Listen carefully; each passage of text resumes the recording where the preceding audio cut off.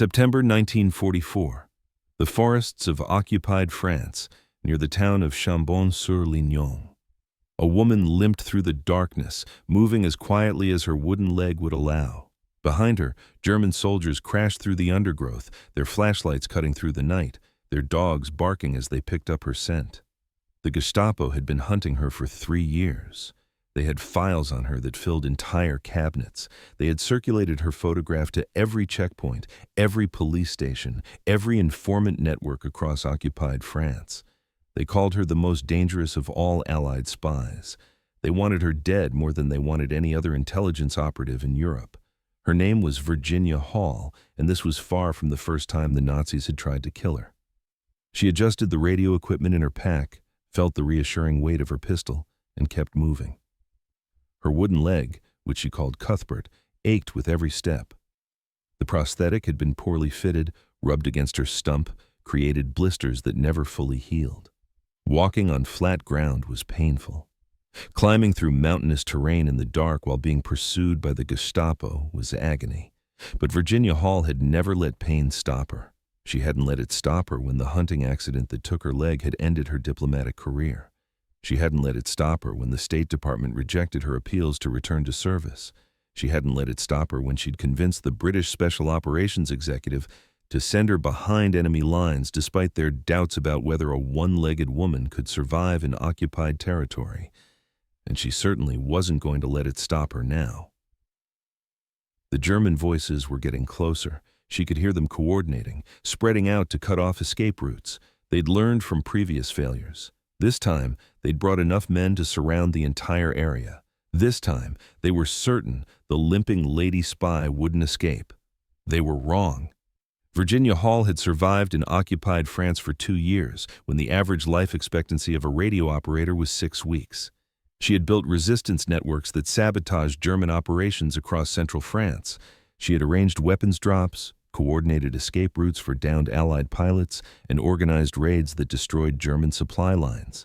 She had been so effective, so elusive, so impossible to capture that the Gestapo had put her at the top of their most wanted list, ahead of military commanders, ahead of political leaders, ahead of every other intelligence operative the Allies had in Europe. Klaus Barbie, the notorious Gestapo chief known as the Butcher of Lyon, had made capturing her his personal obsession. He had dedicated enormous resources to the hunt, had arrested and tortured dozens of people who might have information about her, had set traps and ambushes across southern France. All of them had failed. The woman with the wooden leg always stayed one step ahead. Now, in the darkness of a French forest, with German soldiers closing in on all sides, Virginia Hall did what she had done so many times before. She disappeared. By morning, the Germans would find nothing but footprints that ended at a stream. The most dangerous Allied spy would be gone, vanished like a ghost, already planning her next operation against the Third Reich. This is the story of Virginia Hall, the woman who defied the Gestapo, who proved that disability was no barrier to extraordinary courage, who became Hitler's most wanted spy and lived to tell about it. It's the story of how an American woman with a wooden leg outsmarted the Nazi intelligence apparatus, survived when hundreds of other agents died, and helped liberate France from occupation. It's a story of determination, ingenuity, and the kind of courage that refuses to accept limitations. It's the story of the spy who refused to be caught. Virginia Hall was born on April 6, 1906, in Baltimore, Maryland, to a wealthy and prominent family. Her father, Edwin Hall, was a successful businessman who owned a chain of movie theaters. Her mother, Barbara, came from old Maryland money and expected her daughter to follow the traditional path of wealthy young women in the early 20th century to make a suitable marriage, raise children, and participate in Baltimore society. Virginia had different ideas. From childhood, she was adventurous, independent, and determined to see the world beyond Baltimore. She was tall for a woman of her generation, standing 5 feet 8 inches, with striking features and auburn hair that she often wore pulled back severely. She had a direct manner that some found off-putting, but that concealed a sharp intelligence and iron determination. She attended elite schools, Radcliffe College and Barnard College, studying French, German, and Italian. Languages came easily to her. She had an ear for dialects and accents, could blend her speech to match whatever regional variant she needed. This talent would later prove crucial to her survival in occupied France. But what Virginia really wanted was adventure. In the late 1920s and early 1930s, she traveled extensively in Europe, studying in Paris and Vienna, immersing herself in European culture and politics. She watched with growing concern as fascism rose in Italy and Germany, as democratic institutions crumbled, as the shadows of another war began gathering over the continent. In 1931, Virginia achieved her ambition of joining the U.S. Foreign Service, becoming a clerk at the American Embassy in Warsaw, Poland. It wasn't a glamorous position. Clerk work was routine administrative tasks, but it was a foot in the door. Virginia was confident she could work her way up to becoming a full diplomat, representing American interests abroad, doing work that mattered. Then, on December 8, 1933, everything changed. Virginia was on a hunting trip in Turkey, a break from her posting at the American consulate in Smyrna. She was climbing over a fence while carrying a shotgun. The gun discharged accidentally, the blast striking her left leg below the knee. The injury was catastrophic. In 1933, in rural Turkey, medical facilities were limited. Infection set in quickly. Gangrene developed. The local doctors told Virginia the truth. The leg couldn't be saved. If they didn't amputate, she would die. The amputation was performed in a Turkish hospital with limited anesthesia. Virginia, conscious through parts of the procedure, listened to the saw cutting through her bone. The pain was beyond anything she'd experienced, beyond anything she could have imagined. When it was over, her left leg was gone from just below the knee. She was 27 years old, and her career, the life she'd planned, seemed to be over. Most people would have given up, would have returned to Baltimore, accepted a quiet life, perhaps married someone suitable and tried to forget their ambitions. The State Department certainly expected Virginia to resign. A one-legged woman couldn't possibly continue in the Foreign Service, couldn't travel to difficult posts, couldn't represent America effectively. But Virginia Hall had never been most people. While recovering in the hospital, while learning to use the primitive wooden prosthetic leg that would be her companion for the rest of her life, she made a decision. She would not let this injury define her. She would not let it limit her. She would find a way to continue serving, to have the adventurous life she'd dreamed of, wooden leg be damned. She named her prosthetic leg Cuthbert. It was heavy, uncomfortable, and painful to wear. The early prosthetics of the 1930s were crude devices, wooden limbs strapped to the stump with leather harnesses. They chafed constantly, created pressure sores, and required significant strength to operate. Walking with a prosthetic leg wasn't like walking with a real leg. It required conscious effort with every step, demanded upper body strength to swing the artificial limb forward, caused chronic pain in the remaining leg and hip from altered mechanics.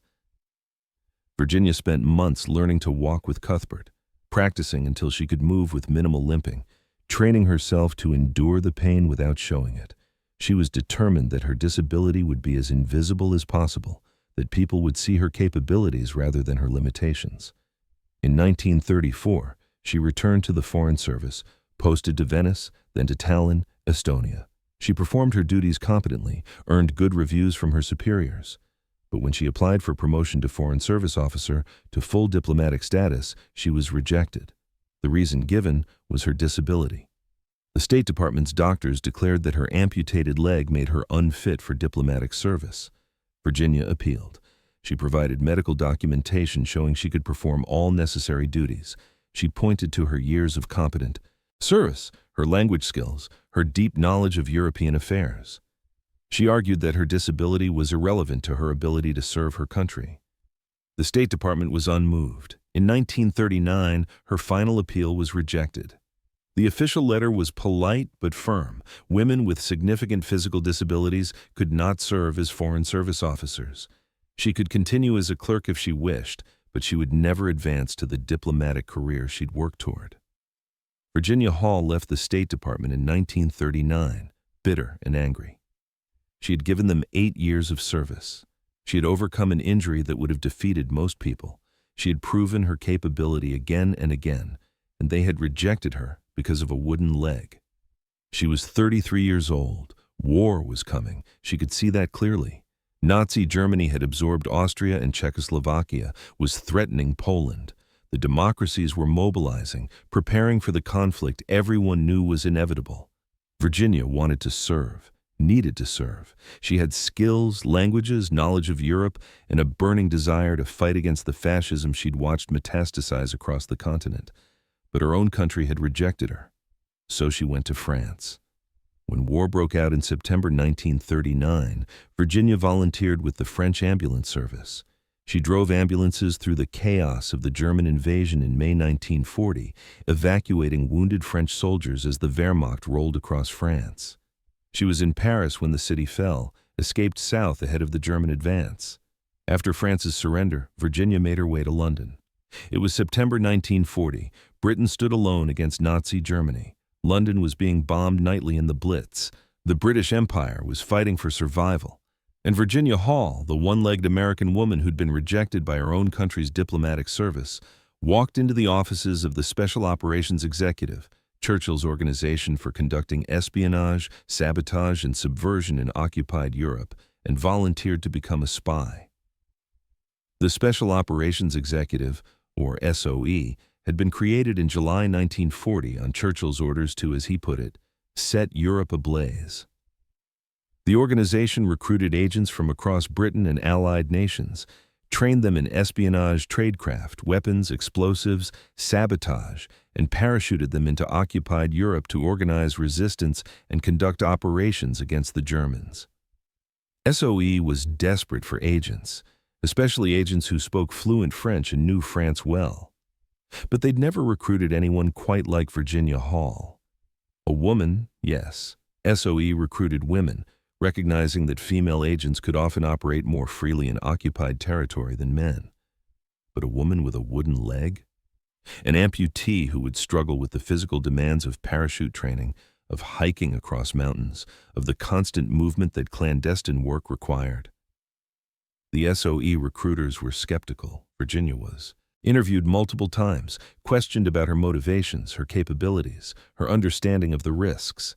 She was told bluntly that captured agents were tortured and executed, that the average life expectancy of a radio operator in occupied France was 6 weeks, that her disability would make escape and evasion nearly impossible.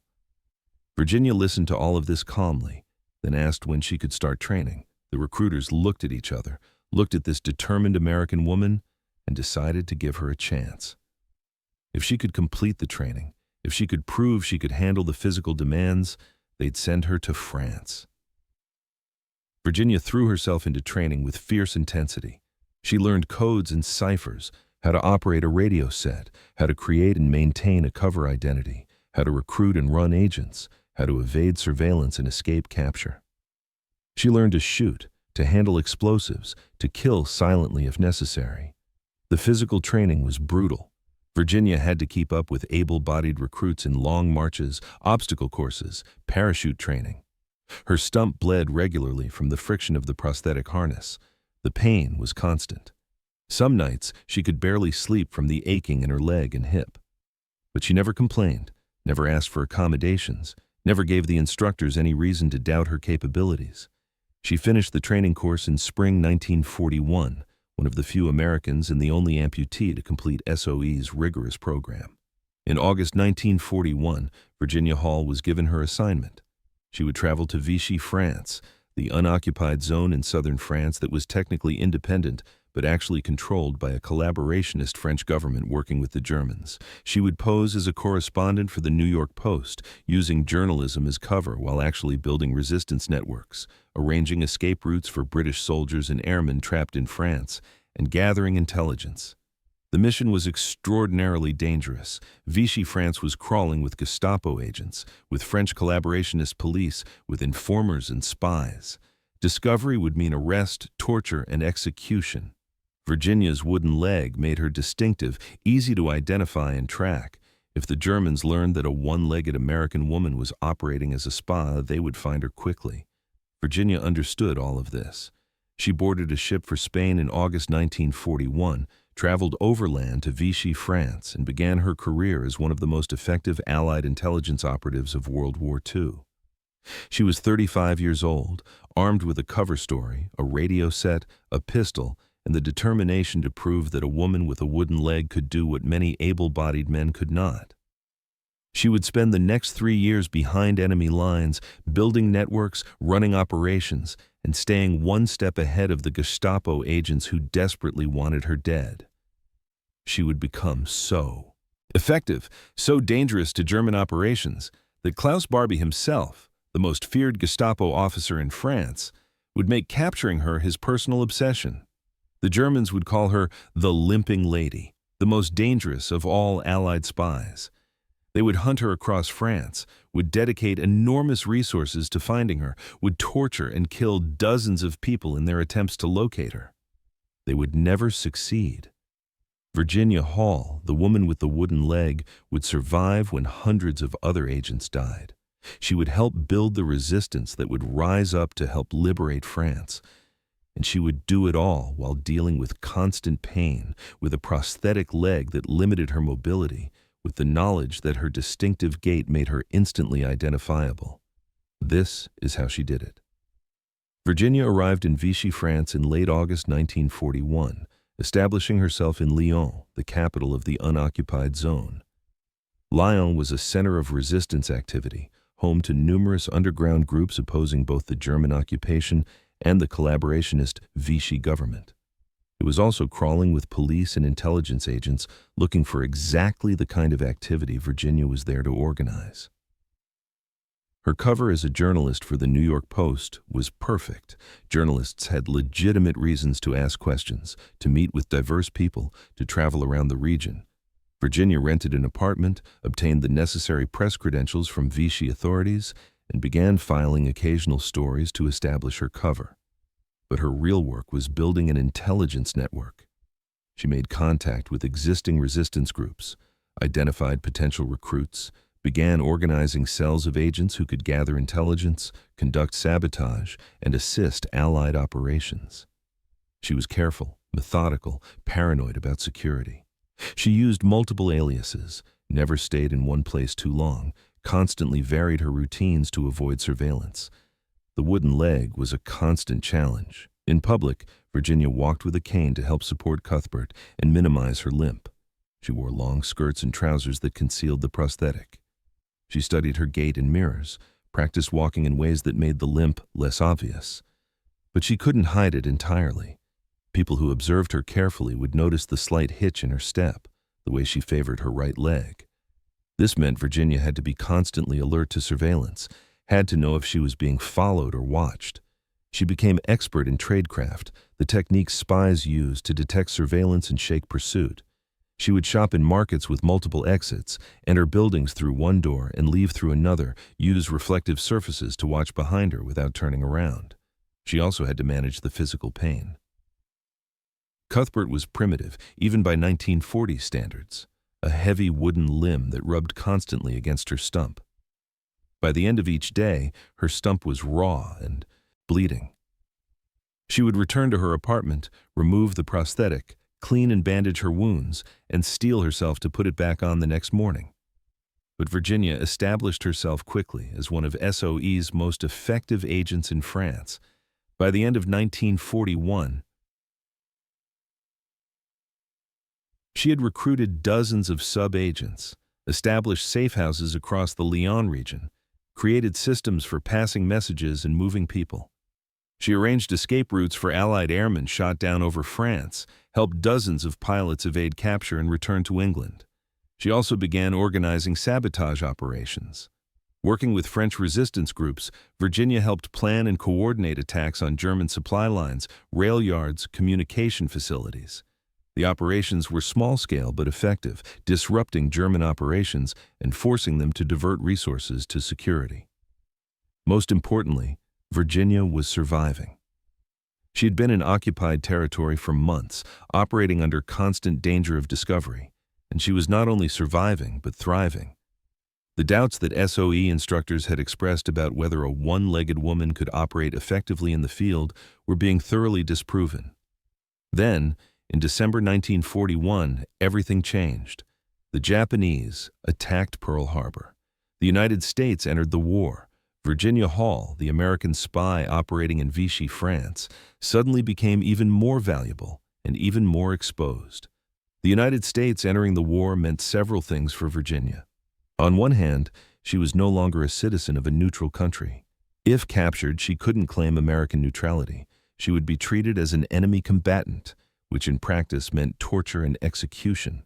On the other hand, American entry meant more resources, more support, the possibility of larger operations. But the most immediate consequence was that the Gestapo intensified their hunt for Allied agents. They knew SOE had agents in France. They had arrested some, had tortured information from them, had begun piecing together the resistance networks. And they had begun hearing about a female agent in Lyon, an American woman who seemed to be at the center of multiple resistance operations. The Germans didn't know her real name yet. They didn't have a photograph, but they knew she existed, knew she was American, knew she was effective, and they began hunting her in earnest. Virginia became aware of the increased surveillance in early 1942.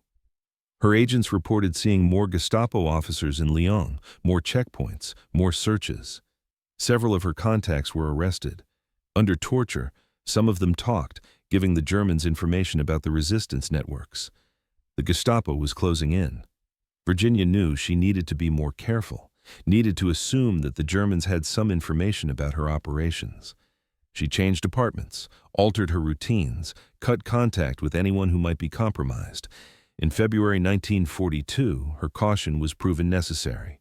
The Gestapo arrested several members of her network in a coordinated sweep. Under interrogation, they revealed that the American journalist in Lyon was actually a British agent. They described her as tall, with auburn hair, walking with a cane due to a leg injury. The Gestapo now knew what to look for. They circulated descriptions to all their agents and to the French police. Find the tall American woman with the limp, arrest her by any means necessary. Virginia learned about the circulated descriptions through her remaining contacts in the Vichy police. She understood immediately that her time in Lyon was over. The Gestapo knew too much. If she stayed, she would be arrested within days or weeks. She sent an urgent message to SOE headquarters in London, explaining the situation and requesting extraction. But extraction from occupied France was difficult and dangerous. SOE couldn't just send a plane to pick her up. She would have to make her way to the coast, find a boat willing to take her to England, or cross the Pyrenees into neutral Spain. Before Virginia could arrange her escape, the situation deteriorated further. In November 1942, in response to the Allied invasion of North Africa, German forces occupied the previously unoccupied Vichy zone. The pretense of Vichy independence ended. German soldiers and Gestapo agents flooded into Lyon and other southern cities. The Gestapo intensified their search for the Limping Lady. They raided safe houses, arrested anyone with connections to resistance activities, and tortured prisoners for information. Klaus Barbie, the Gestapo chief assigned to Lyon, made finding Virginia Hall his personal priority. Barbie was one of the most notorious Nazi officers in France. Known as the Butcher of Lyon, he was responsible for countless tortures and executions.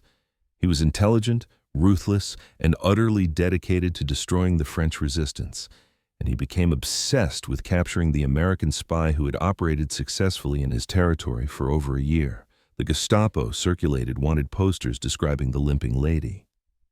"We must find and destroy her," one Gestapo memo declared. "She is one of the most dangerous of Allied agents and must be eliminated." Virginia knew she had to leave France immediately. Every day she remained increased the chances of capture. She had survived longer than most SOE agents. The average life expectancy for a radio operator in occupied France was 6 weeks. Virginia had been operating for over a year. She had pushed her luck as far as it could go, but leaving France from Lyon, now occupied by German forces, was nearly impossible. The coasts were heavily guarded. The Spanish border was patrolled. She couldn't simply walk to freedom. She would have to cross the Pyrenees Mountains in winter with a wooden leg while being hunted by the Gestapo. Most people would have considered it impossible. The Pyrenees were dangerous, even for able-bodied hikers in good weather. In November and December, snow and ice made the mountain passes treacherous. People died attempting the crossing regularly, and Virginia would have to make the journey with Cuthbert, with a prosthetic leg never designed for mountain climbing, while evading German patrols. Virginia didn't hesitate. She burned her papers, destroyed anything that could compromise her agents, and in late November 1942 began the journey south toward the mountains. She traveled by train as far as possible, then by bicycle, then on foot, staying ahead of the Gestapo teams she knew were hunting her. She linked up with a guide who knew the mountain passes, a French Basque shepherd who regularly led refugees across the Pyrenees to Spain. He looked at Virginia, at her cane, at the obvious signs of her disability, and told her flatly that she wouldn't make it, that the crossing was too difficult, that she should find another way. Virginia told him they would leave at dawn. She had no other way. The Gestapo was closing in. It was the mountains, or capture. The crossing took 3 days and nearly killed her. The group, Virginia and several other refugees, hiked through deep snow at high altitude, climbing steep slopes, navigating icy paths with sheer drops on either side. Virginia's prosthetic leg slipped constantly on the ice. The leather harness cut into her stump. Blood soaked through her clothes from the pressure wounds. She fell multiple times. Each time she got back up and kept moving. The pain was excruciating. Cuthbert, designed for walking on flat surfaces, was completely inadequate for mountain terrain. Every step was agony. Virginia used a stick to help support herself, essentially hiking on 3 legs, one real, one wooden, one improvised. At night, the group sheltered in shepherds' huts and caves, huddling together for warmth. Virginia couldn't sleep from the pain. Her stump was raw meat, the prosthetic harness having rubbed it down to bleeding flesh. She removed Cuthbert to give her stump relief, which meant she couldn't walk. In the morning, she would have to strap the blood-soaked prosthetic back on and continue climbing. On the second day, one of the other refugees asked if she needed help, if she wanted someone to carry her pack. Virginia refused. She would carry her own weight. She had always carried her own weight. The guide was astonished by her determination. He had led dozens of people across the mountains. Most were younger and able-bodied. Some of them gave up, turned back, couldn't handle the physical demands. This one-legged American woman, old enough to be his mother by the standards of the time, just kept climbing, kept putting one foot and one wooden leg in front of the other, never complaining, never stopping. On the 3rd day, they crossed the border into Spain. Virginia, exhausted and in pain beyond description, stood on Spanish soil and knew she was safe. The Gestapo couldn't touch her here. She had escaped. She sent a coded message to SOE headquarters in London. "I'm in Spain," she reported. "Cuthbert is giving me trouble, but I can manage." The SOE officer receiving the message, unaware that Cuthbert was Virginia's wooden leg, sent back a response asking if Cuthbert was a local guide causing problems and whether they needed to intervene. Virginia, despite her exhaustion and pain, laughed when she received this message. She explained that Cuthbert was her prosthetic leg, that it had indeed given her trouble on the mountain crossing, but that both she and Cuthbert had made it to Spain successfully. She had survived. The Gestapo's most wanted SME, the woman they had hunted across southern France, had slipped through their grasp by climbing over the Pyrenees with a wooden leg. Klaus Barbie, when he learned that the Limping Lady had escaped, was reportedly furious. The Americans would later find Gestapo files describing Virginia as the enemy of the Reich who must be found and destroyed. But she was gone, safe in Spain, and from there she would make her way back to London. Her first mission behind enemy lines was over. She had established networks, conducted operations, survived longer than almost any other SOE agent in France. Most people, having barely survived such an ordeal, would have accepted a desk job, would have decided that one mission behind enemy lines was enough. But Virginia Hall was not most people. She had unfinished business with the Gestapo, and she was already planning how to get back into France. Virginia spent early 1943 in London, recovering from her Pyrenees crossing and being debriefed by SOE. The debriefings were extensive. SOE wanted to know everything she had learned, every contact she had made, every detail of resistance operations in southern France. Virginia provided detailed reports on the state of the French resistance, on German security measures, on the challenges of operating in occupied territory. She also provided blunt assessments of SOE's procedures and security, pointing out weaknesses that had led to agent arrests and suggesting improvements. Some SOE officers found her directness off-putting. Virginia didn't soften her criticisms or defer to authority. She had survived behind enemy lines while many other agents had died. She had earned the right to speak her mind, and she did so forcefully. During this period, Virginia also dealt with Cuthbert. The prosthetic leg had been badly damaged during the Pyrenees crossing. It needed repairs and, ideally, replacement. Virginia worked with prosthetic specialists in London to design a new leg that would be lighter, more durable, and better suited to the demands of clandestine operations.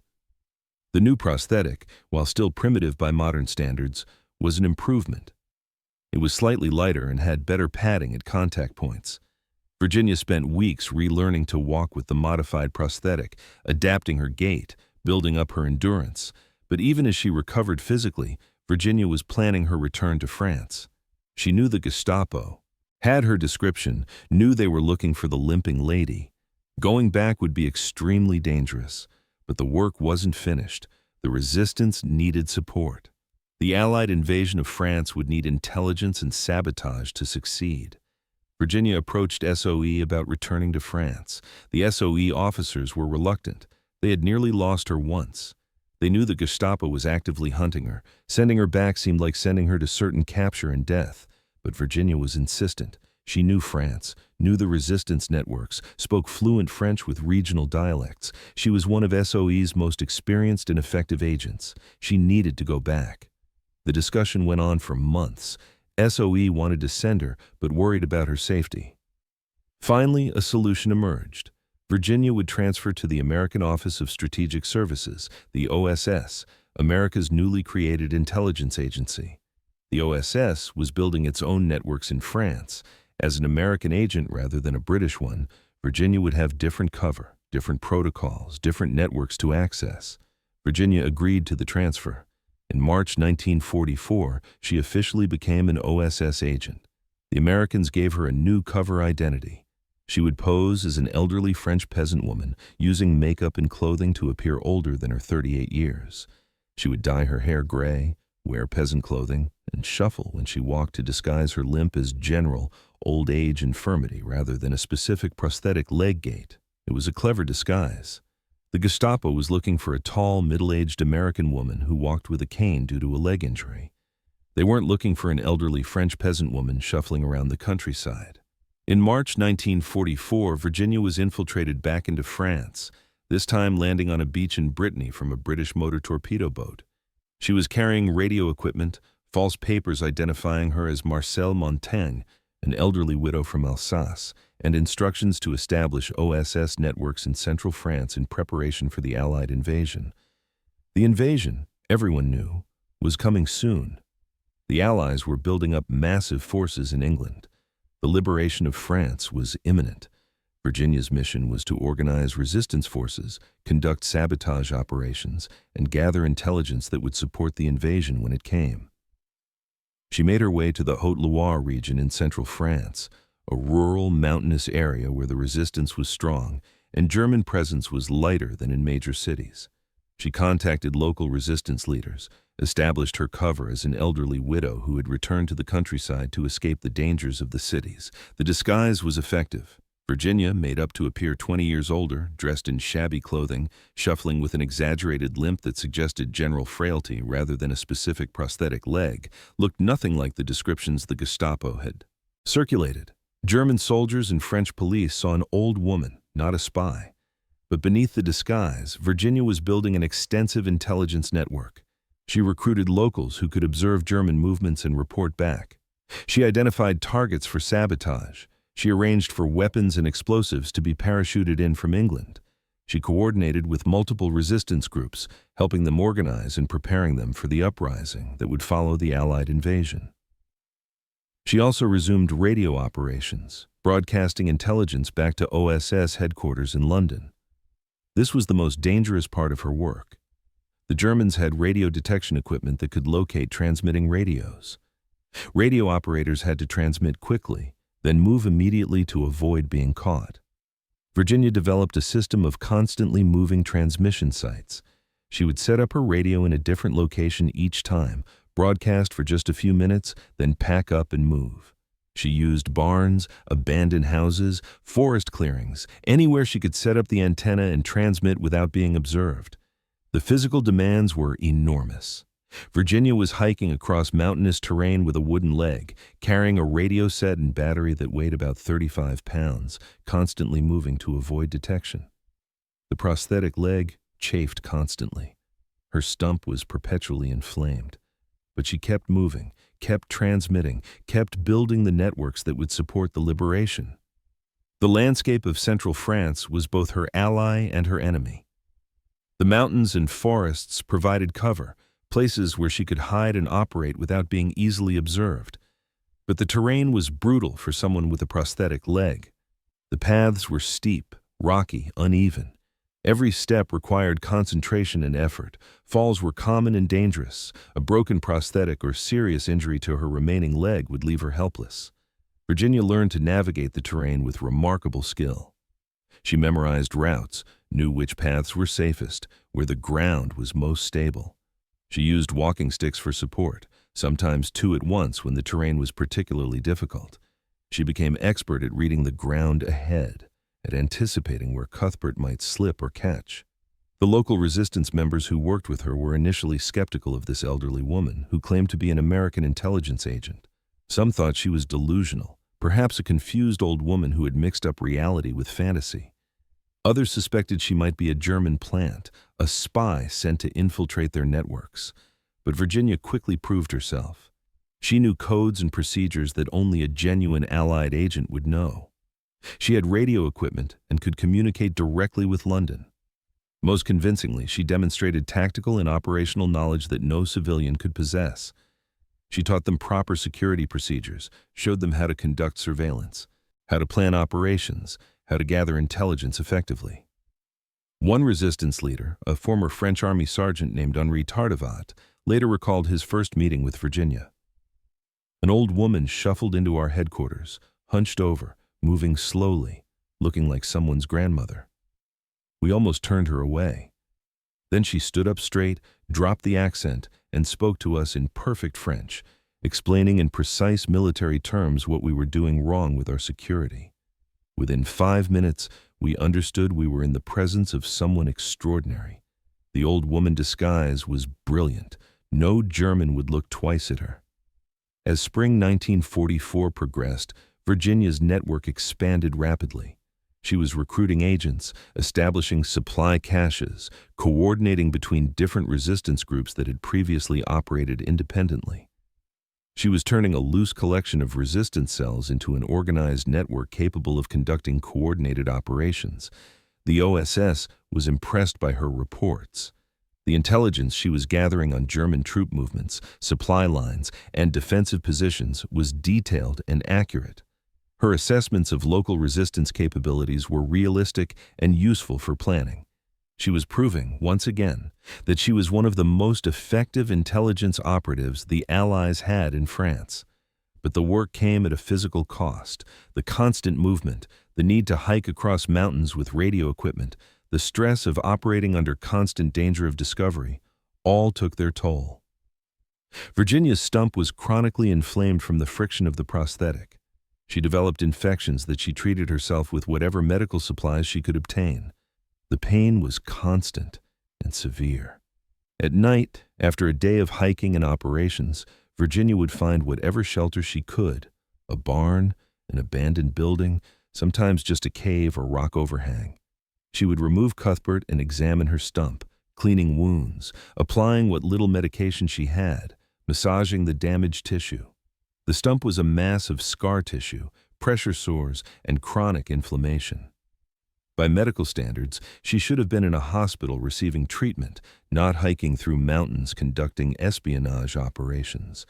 But Virginia had learned long ago to function through pain, to compartmentalize it, to not let physical suffering interfere with what needed to be done.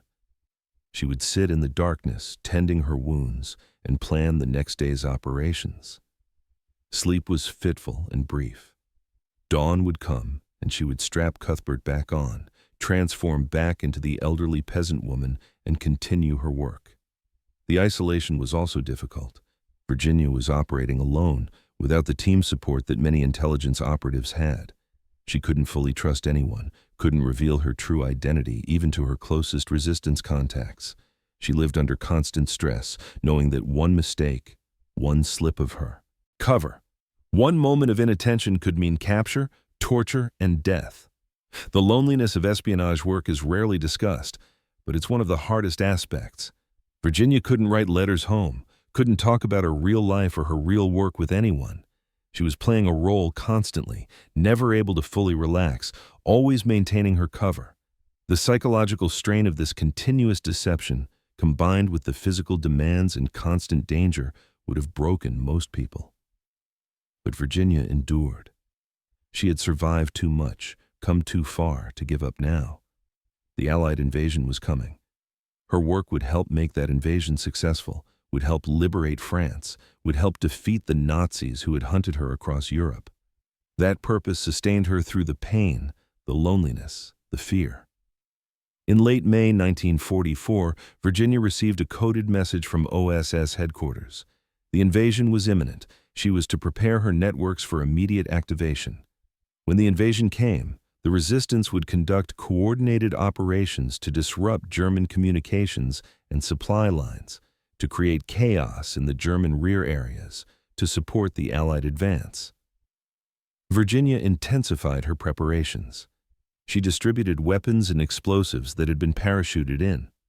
She finalized target lists, bridges to be destroyed, communication lines to be cut, supply depots to be attacked. She coordinated with other resistance networks in neighboring regions, ensuring that operations would be synchronized for maximum effect. The tension was enormous. Everyone knew the invasion was coming, but no one knew exactly when. German security forces were on high alert, conducting sweeps and searches, trying to preempt resistance activities. Several of Virginia's agents were arrested in the days before the invasion. Under interrogation, they gave up some information, but the Germans didn't realize the scale of what was being prepared. On the morning of June 6, 1944, Virginia was in a barn in the Haute-Loire Hills, monitoring radio frequencies, when she heard the news. Allied forces had landed in Normandy. The invasion had begun. The liberation of France was underway. Virginia immediately activated her networks. Across central France, resistance groups that she had organized and supplied swung into action. Telephone lines were cut, railway tracks were destroyed, bridges were demolished, German convoys were ambushed, communication facilities were attacked. The scale and coordination of the resistance operations shocked the Germans. They had known resistance forces existed, but they hadn't realized how well organized and equipped they had become. Later intelligence analysis would show that Virginia's networks alone conducted over 150 separate operations in the first week after D-Day. Operations that significantly disrupted German attempts to move reinforcements to Normandy. Virginia personally participated in many of these operations. The elderly peasant woman. Disguise allowed her to move relatively freely, scouting targets, coordinating attacks, even participating directly in some operations. She helped destroy a railway bridge that was critical to German supply lines. She coordinated an ambush of a German convoy that destroyed several trucks and killed dozens of German soldiers. The physical demands were intense. Virginia was operating on minimal sleep, hiking constantly across the mountains, carrying equipment, coordinating operations. Her stump was worse than ever, bleeding constantly, infected. She couldn't take time to properly treat it. She just wrapped it in cloth, strapped Cuthbert back on, and kept moving. One resistance fighter who worked with Virginia during this period, a young Frenchman named Marcel Leccia, later described her in an interview. We called her the old lady, but we knew she was American, knew she was important. She was always moving, always working. We would be exhausted after a day's operation, and she would already be planning the next one. I never saw her rest. I never heard her complain. We young men were half her age and able-bodied, and we couldn't keep up with her. Leccia also described an incident that revealed Virginia's combat skills. We were ambushing a German patrol, waiting on a hillside above a road. The Germans came, We opened fire. It was chaos. I saw the old lady, this woman who normally shuffled around hunched over, suddenly stand up straight, move with surprising speed, and shoot a German soldier who was about to shoot one of our men. Her aim was perfect. The German went down. She moved back to cover, reloaded, all with practiced efficiency. In that moment, we understood. This was no old woman. This was a trained soldier, a professional, someone who had done this many times before. As the summer of 1944 progressed and Allied forces advanced through France, Virginia's operations continued to expand. She was coordinating with other OSS agents who had been infiltrated into France after D-Day. She was working with British SOE teams. She was helping arm and train thousands of resistance fighters, turning them into an effective guerrilla force. The Germans were increasingly desperate. They knew the war was turning against them, knew France was being lost.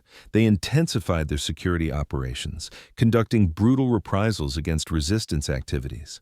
Entire villages were destroyed if they were suspected of harboring resistance fighters. Civilians were executed as reprisals for attacks on German forces. Virginia witnessed these atrocities firsthand. She saw villages burned, saw civilians executed, saw the brutal reality of Nazi occupation in its death throes. It strengthened her resolve. This was why she was here, why she endured the pain and danger. These people needed liberation, and she would do everything in her power to help achieve it. But the German reprisals also created operational challenges.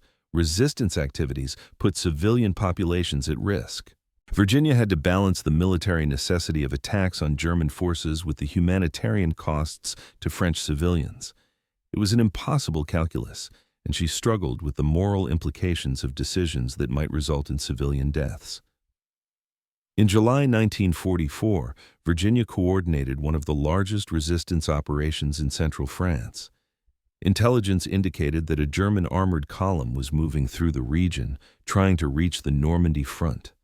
Virginia organized a coordinated series of ambushes along the column's route. The operation required precise timing and coordination between multiple resistance groups. Virginia spent days planning, positioning fighters, arranging for weapons and explosives to be in the right places. She used her radio to coordinate with OSS headquarters, requesting air support if possible. The ambush occurred over a 20-mile stretch of road. As the German column moved through the area, it was hit by multiple simultaneous attacks. Resistance fighters destroyed the lead and rear vehicles, trapping the column. They attacked with machine guns, grenades, and explosives. Allied aircraft, guided by Virginia's radio transmissions, strafed the column from the air. The German column was effectively destroyed. Over 100 German soldiers were killed or wounded. Dozens of vehicles were destroyed or damaged. The column never reached Normandy. The Germans who survived retreated back to their base, having accomplished nothing. Virginia observed the battle from a hilltop, coordinating the attacks by radio, adjusting tactics as the situation evolved. She was in her element, using all the skills she had developed over 3 years of clandestine operations. When it was over, when the Germans had retreated and the resistance fighters were celebrating, Virginia quietly packed up her radio equipment and moved to her next location. There was always another operation to plan, another target to attack, more work to be done.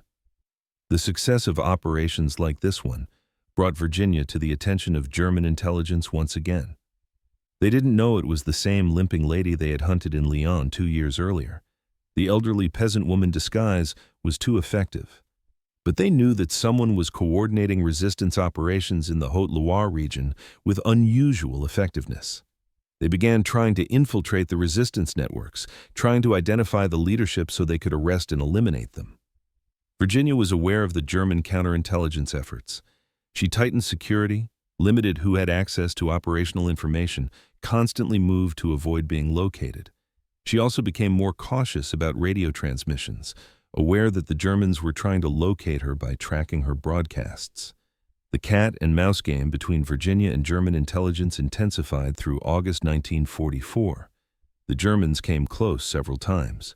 They raided locations shortly after Virginia had left. They arrested people who had recently met with her.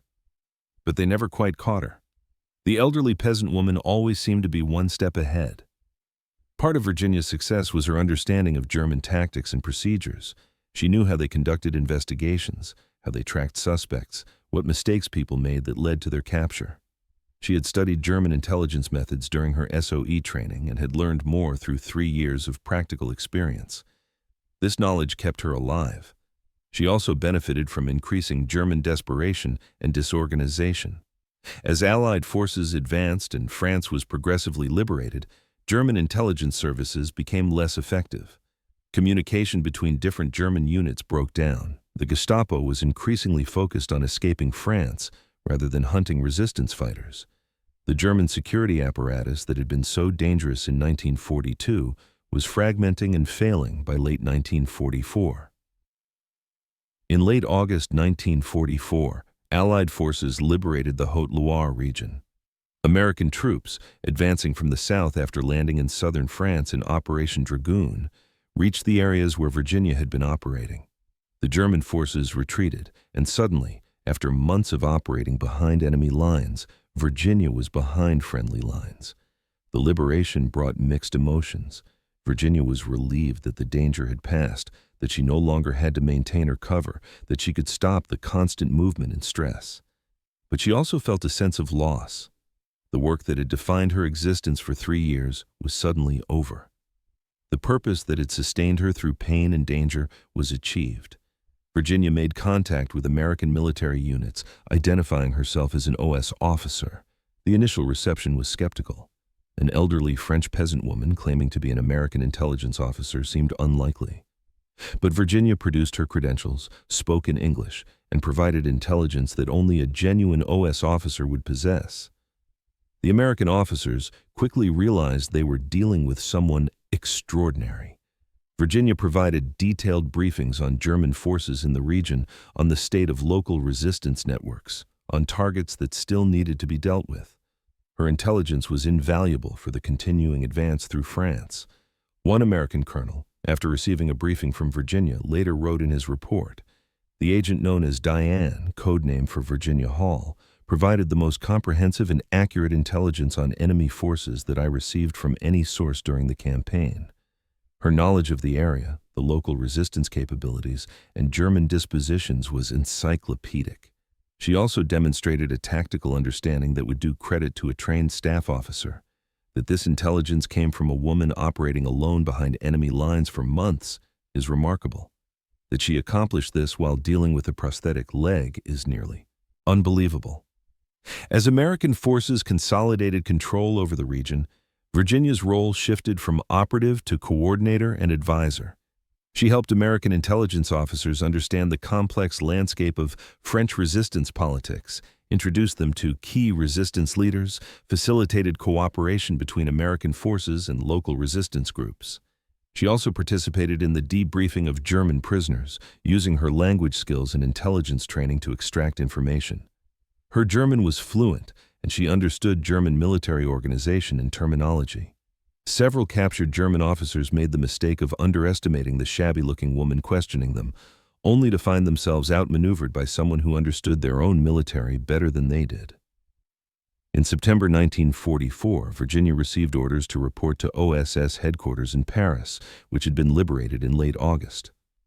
She traveled to Paris, leaving behind the Haute-Loire region, where she had operated for 6 months, leaving behind the resistance fighters she had armed and trained, leaving behind a landscape marked by her operations.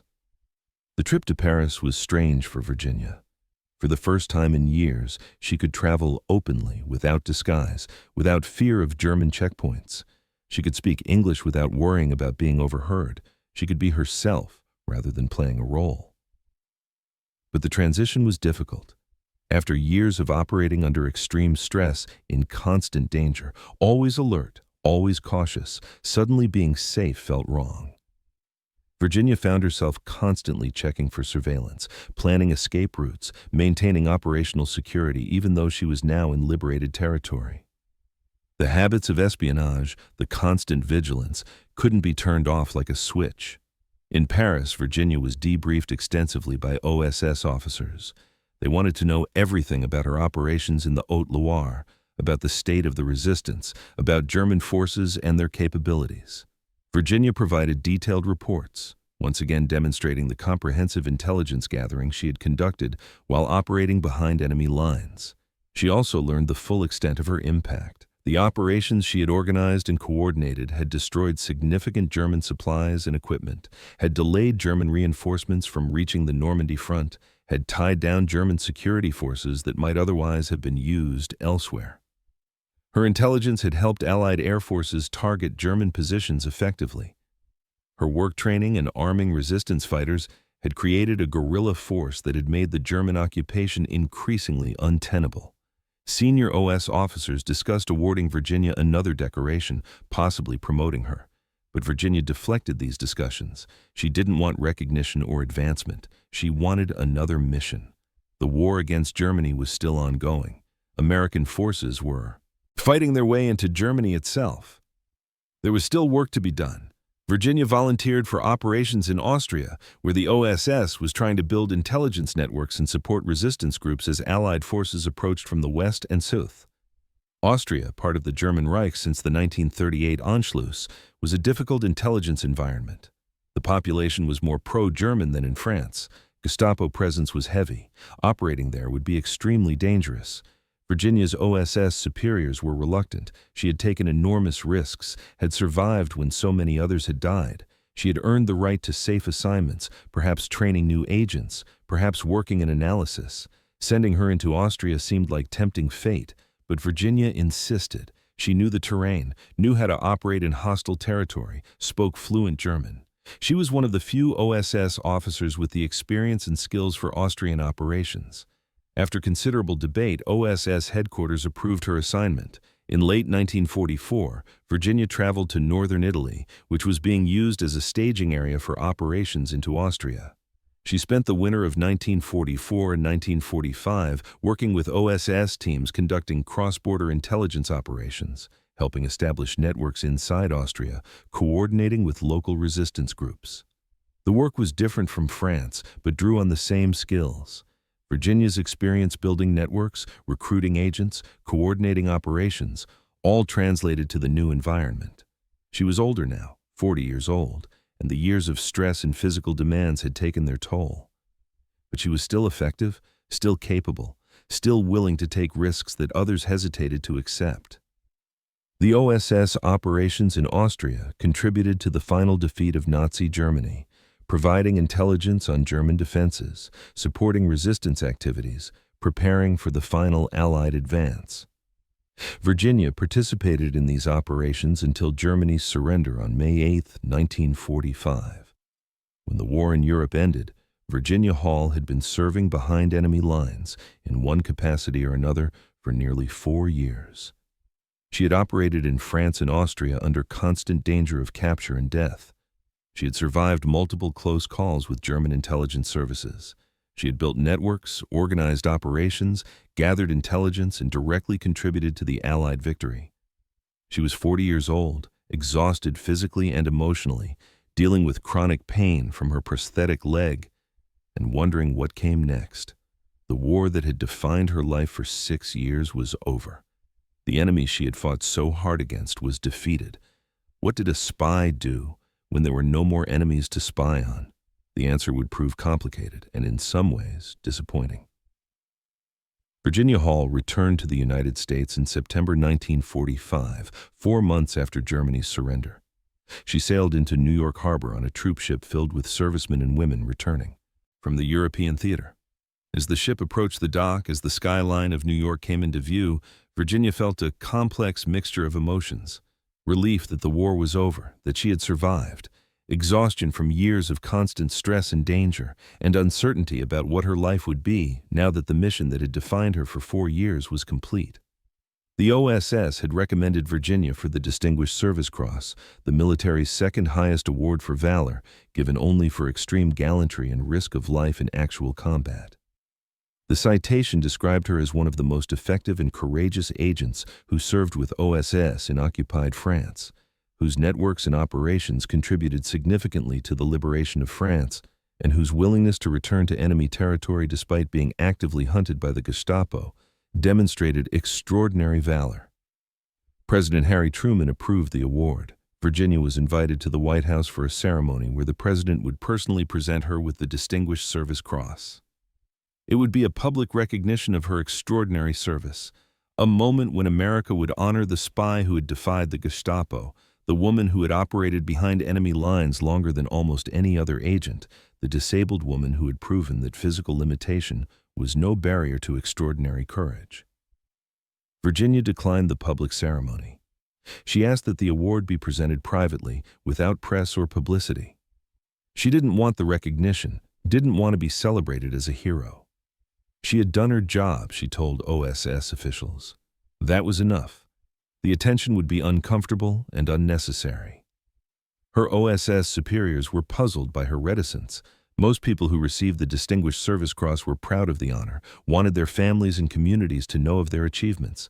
But Virginia was adamant. If they insisted on giving her the medal, fine, but it would be in private, without fanfare. The Distinguished Service Cross was presented to Virginia in a small private ceremony at OSS headquarters in Washington in September 1945. A handful of senior OS officers attended. There were no photographers, no press, no family members. An officer read the citation. Another officer pinned the medal to Virginia's uniform. She accepted it with a brief thank you, asked what her next assignment would be, and was told there were no more assignments.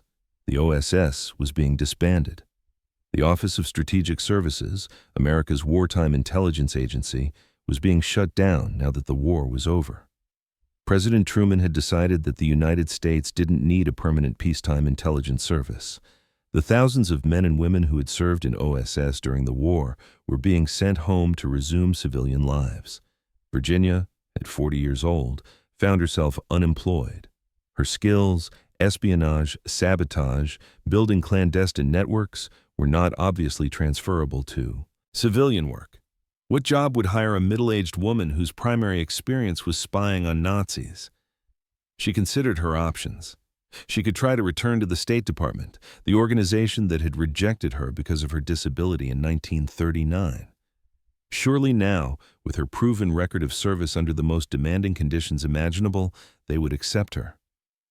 She had demonstrated beyond any doubt that a prosthetic leg did not prevent effective service. Virginia applied to the State Department for a position as a Foreign Service officer, the diplomatic role she had sought before the war. She submitted her application along with documentation of her OSS service, her Distinguished Service Cross citation, and letters of recommendation from senior intelligence and military officers describing her as one of the most effective intelligence operatives of the war. The State Department reviewed her application and rejected it. The reason given was the same as in 1939. Her disability, the amputation of her left leg, made her unsuitable for foreign service work. The State Department's medical board concluded that she could not perform the physical duties required of diplomatic personnel. It was a bitter irony that burned Virginia deeply. She had served behind enemy lines with a wooden leg for 4 years. She had hiked across the Pyrenees Mountains with a prosthetic leg. She had operated in occupied France and Austria, constantly moving, always in danger, performing physical feats that most able-bodied people couldn't manage. She had received the Distinguished Service Cross for extraordinary valor in combat operations, and the State Department said she wasn't physically capable of being a diplomat, a job that primarily involved sitting in offices and attending meetings. Virginia appealed the decision. She pointed out that she had proven her physical capabilities beyond any doubt. She argued that the State Department's policy was outdated and discriminatory. She noted that disabled veterans were being encouraged to return to civilian employment in all fields, and that the government should lead by example in hiring qualified disabled applicants. The State Department denied her appeal. The decision was final. She was welcome to apply for clerical positions if she wished, but she would never be accepted as a Foreign Service officer. Virginia was 40 years old, highly skilled in intelligence work, decorated for valor, and being told by her own government that her disability made her unemployable in the field she had dedicated her life to. The rejection was crushing, a reminder that despite everything she had accomplished, despite proving her capabilities time and again, some barriers remained immovable. But Virginia had one other option. In 1946, President Truman reversed his earlier decision, and authorized the creation of a permanent peacetime intelligence agency. The Central Intelligence Agency, or CIA, was established to continue the intelligence work that OSS had performed during the war. The new agency needed experienced officers, and Virginia Hall's wartime record made her an obvious candidate. Virginia applied to the CIA in 1947. The application process was lengthy and involved extensive background checks, interviews, and evaluations. Unlike the State Department, the CIA was primarily interested in whether applicants could do the job effectively. Physical appearance and disability were less important than operational skills and proven performance. Virginia was accepted into the CIA as an intelligence officer in early 1947. Finally, after the State Department's rejection, after the end of her OSS service, she had found an organization that valued her skills and experience over her disability. But the CIA assignment was not what Virginia had hoped. She wanted to return to field operations, to use her language skills and operational experience conducting intelligence work overseas. The CIA, however, had different ideas. Agency leadership believed that Virginia had taken enough risks during the war, that she had earned the right to safer assignments.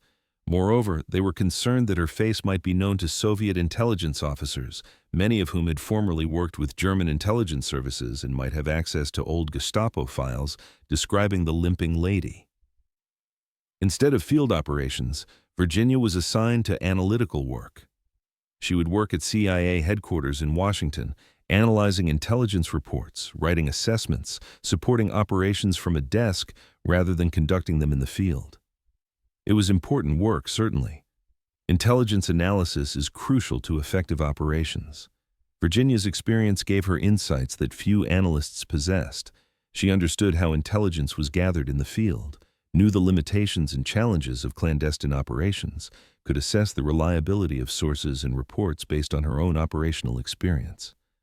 But it wasn't what she wanted. Virginia was a field operative, someone who thrived on the challenge and danger of working behind enemy lines. Desk work, no matter how important, felt like being caged. She had spent the war taking risks, making decisions, operating independently. Now she was writing reports that would be read by other people who would make the decisions. Virginia requested transfer to field positions repeatedly throughout her early years with the CIA. Each time, she was told that her skills were more valuable in analysis, that field operations were best left to younger officers, that her wartime service had been dangerous enough without seeking more risk. The subtext, which Virginia understood clearly, was that the CIA didn't want a middle-aged woman with a wooden leg in field operations. The Cold War was different from World War II. Operations were more subtle, required different skills. The agency wanted young, fit officers who could move quickly, who wouldn't be distinctive or memorable. A woman with a prosthetic leg, no matter how skilled, didn't fit the profile. Virginia served in the CIA for 19 years, from 1947 to 1966. She worked in various analytical roles, focusing primarily on European affairs and counterintelligence. She brought her wartime experience to bear on Cold War intelligence problems, identifying patterns, assessing Soviet capabilities, understanding the tradecraft of espionage operations. Her colleagues respected her competence, but often didn't understand her background. The CIA was highly compartmentalized. Officers didn't discuss their previous work or their personal histories in detail. Virginia was known as a competent analyst who had served in OSS during the war, but few knew the full extent of what she had accomplished. She remained largely silent about her wartime service. When colleagues asked about her time in OSS, she was vague and dismissive. "That was a long time ago," she would say. "I did some work in France, nothing special." She never mentioned the Gestapo hunt, the Pyrenees crossing, her role organizing resistance networks, her Distinguished Service Cross. Part of this reticence was temperamental. Virginia had never sought recognition or glory. She had done her duty, and that was sufficient. But part of it was also frustration. She had accomplished extraordinary things, had proven herself in the most demanding circumstances imaginable, and had been relegated to desk work because of her gender and disability. Talking about her wartime achievements only highlighted the contrast with her current situation. The work itself was competent but unfulfilling. Virginia analyzed intelligence reports, wrote assessments, attended meetings. She was good at the work. Her reports were thorough and insightful, but it lacked the intensity and purpose of wartime operations. She was pushing papers when she had once been changing the course of history. Her personal life during these years was quiet. She had married Paul Guyot in 1950, a French OS officer she had worked with during the war. Guyot had served with distinction in France and understood Virginia's background and capabilities. They lived in a farmhouse in rural Maryland, keeping largely to themselves. The marriage was companionate more than passionate. Both Virginia and Paul were private people, marked by their wartime experiences, more comfortable with each other's quiet presence than with socializing. They worked their small farm, grew vegetables, raised some animals. It was a peaceful life, far removed from the danger and stress of occupied France. But Virginia often seemed restless. She would go for long walks despite the pain from her prosthetic leg, which had never fully healed from the wartime damage. She would spend hours in her garden, working with an intensity that suggested she was trying to wear herself out physically. Friends who visited noticed that she seemed unfulfilled, as if she was going through the motions of civilian life without fully engaging with it. Paul understood.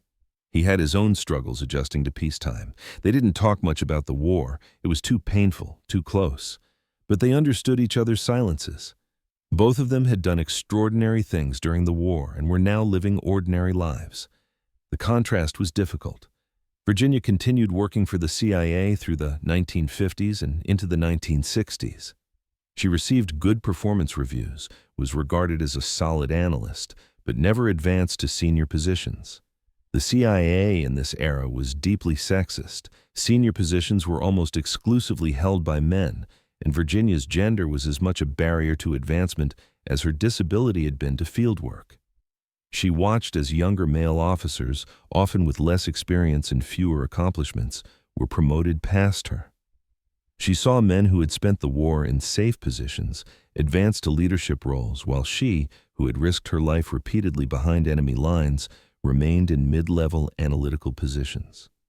The frustration was compounded by the fact that she couldn't publicly discuss her wartime achievements. CIA officers were prohibited from discussing classified information, and much of Virginia's OSS work remained classified decades after the war. She couldn't even use her wartime service as leverage for advancement within the agency because operational details were compartmentalized and many current CIA officers didn't have clearance to know what she had done. In 1966, at the age of 60, Virginia Hall retired from the CIA. She had served in intelligence work in various forms for 25 years. She had been a diplomat, an ambulance driver, an SOE agent, an OSS officer, and a CIA analyst. She had survived the Gestapo hunt, had helped liberate France, had proven that disability was no barrier to extraordinary achievement, and she retired quietly, without fanfare, to her farm in Maryland. There was no retirement ceremony, no speeches honoring her service, no public recognition. She simply finished her last day of work, cleaned out her desk, and went home.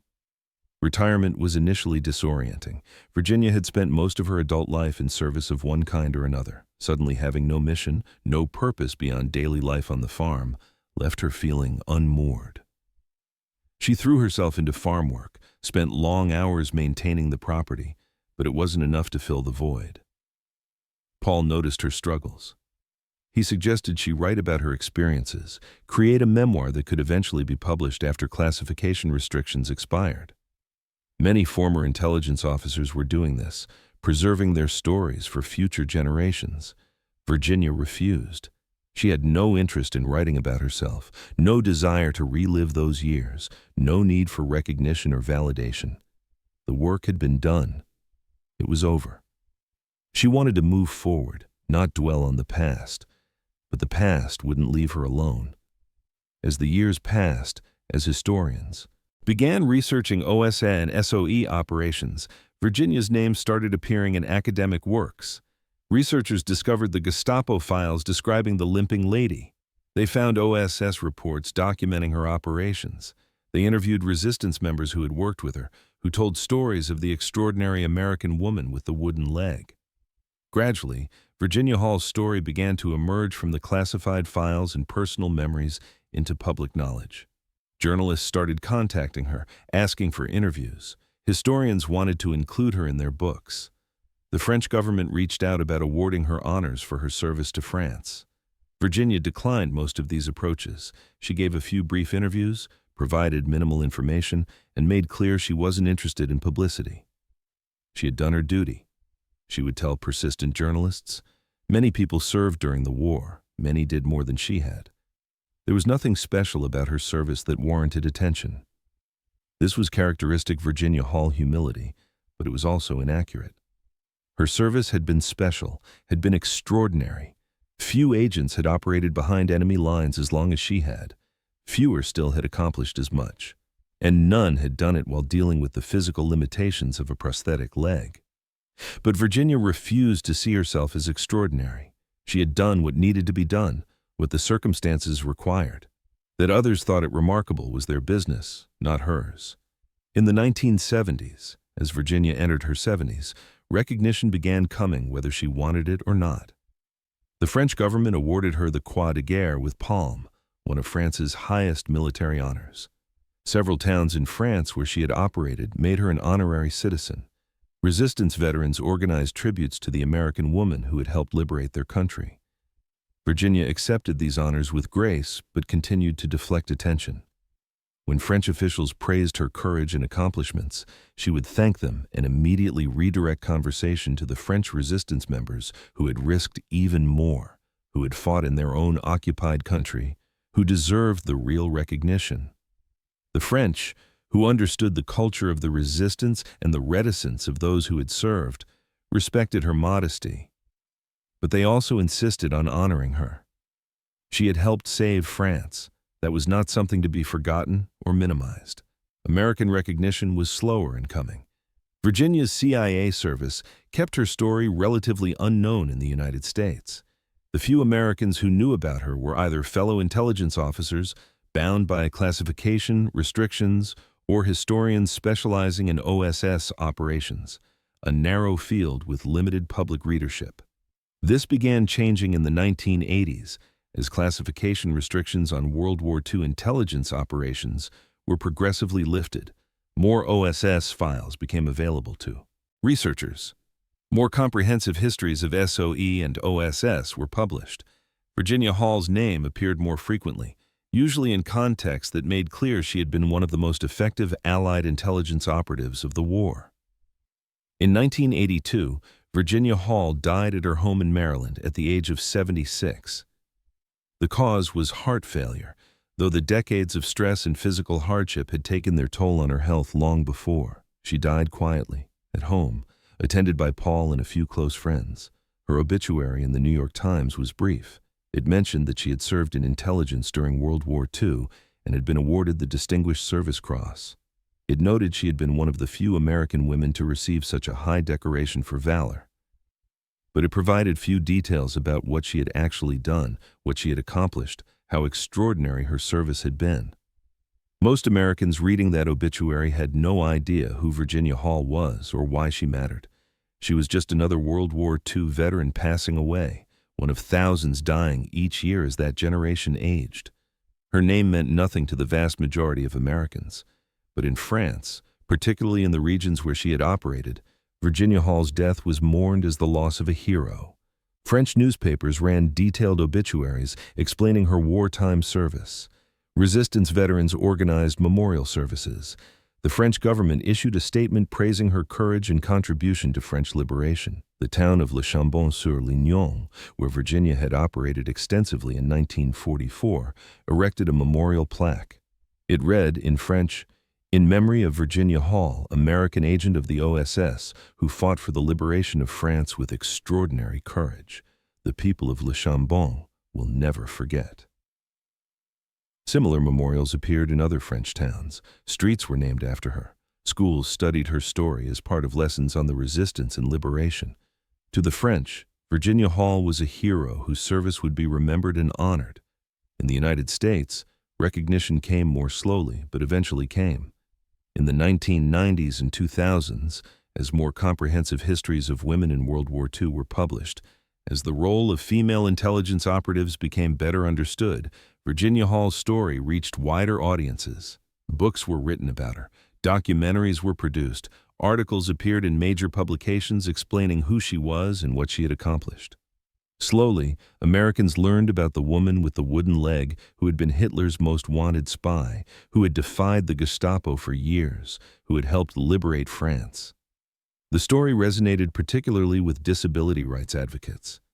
Here was undeniable proof that physical disability did not mean inability, that determination and skill could overcome limitations, that the able-bodied world's assumptions about what disabled people could accomplish were often wrong. Virginia Hall became an icon for disabled Americans seeking to prove their capabilities. Her story was taught in schools as an example of overcoming adversity. Disability rights organizations cited her as evidence that discriminatory policies excluding disabled people from employment were unjustified and harmful. The irony, bitter and profound, was that Virginia Hall herself had faced exactly that discrimination. She had been rejected by the State Department because of her disability. She had been relegated to desk work by the CIA for the same reason. Despite proving her capabilities beyond any doubt, despite accomplishing things most able-bodied people couldn't imagine doing, she had still faced barriers and limitations imposed by others' assumptions about disability. Her story became a powerful argument for disability rights precisely because she had faced and overcome institutional discrimination while simultaneously accomplishing extraordinary things. She proved that the barriers faced by disabled people were often social and institutional rather than inherent to the disability itself. In 2006, the CIA dedicated a special exhibit at its headquarters, honoring Virginia Hall as one of the agency's founding officers and most accomplished operatives. The exhibit included her Distinguished Service Cross, photographs from her OSS service, copies of some of her wartime reports, and testimonials from historians and former intelligence officers about her contributions. The exhibit's dedication ceremony was attended by senior CIA officials, historians, and a few elderly veterans who had worked with Virginia during the war. Several speakers emphasized that Virginia Hall represented the best of American intelligence service: courage, ingenuity, dedication to mission, and absolute integrity. One speaker, a former CIA director, noted that Virginia Hall's greatest achievement wasn't just what she accomplished during the war, though that was remarkable enough. It was that she continued serving, continued contributing, even after being denied the recognition and opportunities she deserved. She could have become bitter, could have walked away, could have spent her post-war years angry at the discrimination she'd faced. Instead, she continued serving quietly and competently for 2 more decades. That kind of dedication, that commitment to mission over personal recognition, is the highest form of patriotism. The exhibit remained on display at CIA headquarters for several years, introducing new generations of intelligence officers to Virginia Hall's story. Young CIA officers, male and female, able-bodied and disabled, learned about the woman who had proven what was possible, who had set a standard of excellence and courage that remained inspiring decades after her death. In 2016, the CIA named one of its buildings after Virginia Hall. The Virginia Hall Expeditionary Center now trains CIA officers in the skills needed for overseas operations. The symbolism is appropriate. Virginia Hall, who spent most of her CIA career frustrated at being denied field assignments, now has a training facility named after her that prepares officers for exactly the kind of work she wanted to do but wasn't allowed to. In 2020, a further honor came when it was announced that Virginia Hall would be inducted into the Military Intelligence Hall of Fame, recognizing her as one of the most accomplished intelligence operatives in American history. The citation noted her unique achievements, operating behind enemy lines longer than almost any other agent, building extensive intelligence networks, coordinating significant resistance operations, and accomplishing all of this while managing a significant physical disability. Perhaps most poignantly, in recent years, there have been efforts to have Virginia Hall's story included in State Department history, the organization that rejected her because of her disability now being asked to acknowledge and honor her achievements. Several State Department buildings now have displays about Virginia Hall, noting that she wanted to be a diplomat, was rejected because of her disability, and went on to prove that their rejection had been wrong. The State Department's recognition of Virginia Hall is both an honor and an indictment. An honor because it acknowledges her extraordinary service. An indictment because it implicitly admits that the State Department's disability discrimination cost them one of the most capable officers they could have had. One can only wonder what Virginia Hall might have accomplished if the State Department had given her the diplomatic career she sought in 1939, before the war, before the espionage, before everything that followed.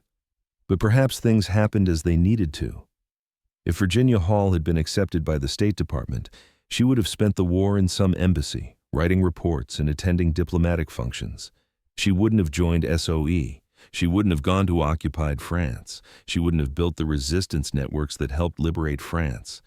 She wouldn't have become the spy who defied the Gestapo. The State Department's discrimination, cruel and wrong as it was, inadvertently pushed Virginia Hall toward the work she was uniquely suited for. Her anger at being rejected gave her motivation. Her need to prove herself drove her to take risks others wouldn't accept. The wooden leg that the State Department said made her unfit for diplomatic service became part of the disguise that kept her alive in occupied France. History is full of such ironies. The limitation that was used to exclude Virginia Hall became, in a strange way, part of her strength. The disability that supposedly made her unfit for service made her underestimated by enemies who couldn't imagine that a one-legged woman could be dangerous. And the determination she developed overcoming her injury and fighting discrimination gave her the mental toughness to survive years behind enemy lines. Today, Virginia Hall is remembered and honored in ways she never sought during her lifetime. Her story is taught in military academies, intelligence training programs, history classes, and disability studies courses. She appears in books, documentaries, articles, and museum exhibits. She has become an icon of courage, determination, and the refusal to accept limitations. But for all the recognition that has come posthumously, for all the honors and memorials and buildings named after her, what Virginia Hall would probably value most is simpler than any of that. It's the knowledge that she accomplished her mission. She helped liberate France. She survived when hundreds of other agents died. She proved that disability was no barrier to extraordinary achievement. She did her duty. That was always what mattered most to Virginia Hall. Not recognition, not glory, not even fairness or justice. Just doing the work that needed to be done, as well as it could be done, regardless of obstacles or limitations.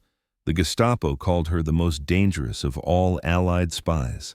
Klaus Barbie, the butcher of Lyon, made her capture his personal obsession and failed completely. The Germans hunted her for years, dedicated enormous resources to finding her, tortured and killed dozens of people trying to locate her. And she stayed one step ahead, always surviving, always operating, always dangerous. In the end, the woman with the wooden leg defeated the Gestapo, not through superior force or technology or resources. She defeated them through intelligence, courage, and sheer determination. She was smarter than they were, braver than they expected, and more stubborn than they could imagine. That is Virginia Hall's ultimate legacy. Not the medals or the memorials, though those are deserved. Not the books or the documentaries, though her story deserves to be told. Her legacy is the simple, profound truth that limitations are often imposed by others' expectations rather than actual capability. That disability does not mean inability. That courage and determination can overcome almost any obstacle. The Limping Lady walked through occupied France, climbed the Pyrenees Mountains, organized resistance networks, and helped liberate a nation. She did it with a wooden leg named Cuthbert, constant pain that would have stopped most people, and a determination that refused to accept defeat. The State Department said she couldn't serve because of her disability. She proved them wrong by becoming one of the most effective intelligence operatives in American history. The Gestapo said they would find and destroy her. She survived their hunt and helped destroy them instead. Every memorial, every honor, every time her story is told, Virginia Hall delivers the same message. The message she lived but never needed to speak because her actions spoke louder than words. The message that echoes from the mountains of France, from the streets of Lyon where she evaded the Gestapo, from the farmhouse in Maryland where she lived her final years. Don't let anyone tell you what you can't do. Don't accept others' limitations. Don't let disability, discrimination, or doubt stop you from accomplishing what you're capable of achieving. Virginia Hall proved it could be done. The spy with the wooden leg who became Hitler's most wanted woman, who defied the Gestapo, who helped free France, and who did it all while the world told her she couldn't. She could. She did. And her story endures as proof that human determination, courage, and capability can overcome any obstacle. In the forests of France, on the mountain passes of the Pyrenees, in the villages and towns she helped liberate, Virginia Hall's memory lives on. Not as a marble statue or a name on a building, though those exist, but as something more powerful, an example of what's possible when someone refuses to accept limitations, refuses to give up, refuses to be stopped. The woman with the wooden leg who walked through fire and survived, who was hunted by the Gestapo and never caught, who proved that disability is no barrier to extraordinary courage. That is the story of Virginia Hall, the spy who defied the Gestapo, Hitler's most wanted woman, and the hero who never wanted to be called one. Her wooden leg, Cuthbert, that painful prosthetic that made every step a challenge, carried her through occupied France, over the Pyrenees, through years of operations behind enemy lines. It became as much a part of her legend as her courage and skill. The Gestapo hunted the Limping Lady for 3 years. She stayed one step ahead on a wooden leg. That's the measure of Virginia Hall's achievement. Not that she succeeded despite her disability, but that she succeeded, period, and the disability was just one more challenge she overcame on the way to accomplishing the impossible. The thunder of that wooden leg limping through occupied France, the distinctive gait that made her recognizable and should have made her vulnerable, became instead the sound of defiance, the sound of someone who refused to be stopped, the sound of courage that wouldn't accept limits. And the Gestapo, for all their power and brutality, could never silence it. The Limping Lady walked free, walked triumphant, walked into history as one of the greatest spies who ever lived.